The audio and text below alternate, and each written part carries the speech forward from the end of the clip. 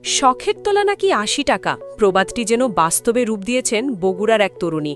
সাধারণ ইট পাথরের বদলে ৪২,০০০ পরিত্যক্ত প্লাস্টিকের বোতল দিয়ে তিনি তৈরি করেছেন একটি দৃষ্টিনন্দন দোতলা বাড়ি।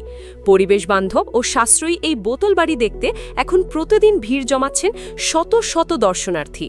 বগুড়ার দুপচাচিয়া উপজেলার সাহারপুকুর গ্রাম। সাধারণ ঘরবাড়ির মাঝে এই বাড়িটি এখন সবার আকর্ষণের কেন্দ্রবিন্দু। বাড়িটি কোনো সাধারণ ইট বা কংক্রিটের নয়, বরং এটি তৈরি হয়েছে কয়েক হাজার প্লাস্টিকের বোতল দিয়ে। স্থানীয়রা এখন একে চেনেন বোতল বাড়ি হিসেবে। এই ব্যতিক্রমী স্বপ্নের কারিগর টুম্পা আক্তার। জর্ডান প্রবাসী মা আফরোজা আক্তারের পাঠানো টাকায় নিজের শখ পূরণ করেছেন তিনি। সামাজিক যোগাযোগ মাধ্যম টিকটকে প্রথম এমন বাড়ির আইডিয়া দেখে উৎসাহিত হন টুম্পা। এরপরই শুরু করেন পরিত্যক্ত প্লাস্টিকের বোতল সংগ্রহের কাজ। জানা যায় ৪ শতক জমির ওপর প্রায় ৩০ লাখ টাকা ব্যয়ে এই ভবন নির্মাণের কাজ শুরু করেন টুম্পা, যার নিচতলার কাজ শেষ হয়েছে ৯ মাস আগে।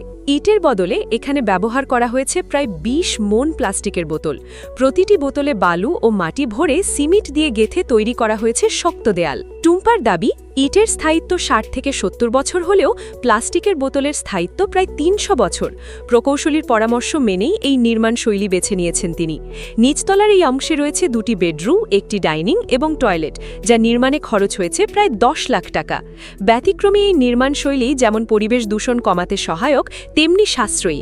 দূর দূরান্ত থেকে আসা দর্শনার্থীরা এমন বাড়ি দেখে অভিভূত হলেও এর দীর্ঘমেয়াদী স্থায়িত্ব নিয়ে অনেকের মনে রয়েছে কৌতূহল। তবে আপাতত নিজের ছোট্ট মেয়েকে নিয়ে শখের বাড়িতে বেশ স্বাচ্ছন্দ্যেই দিন কাটছে টুম্পার।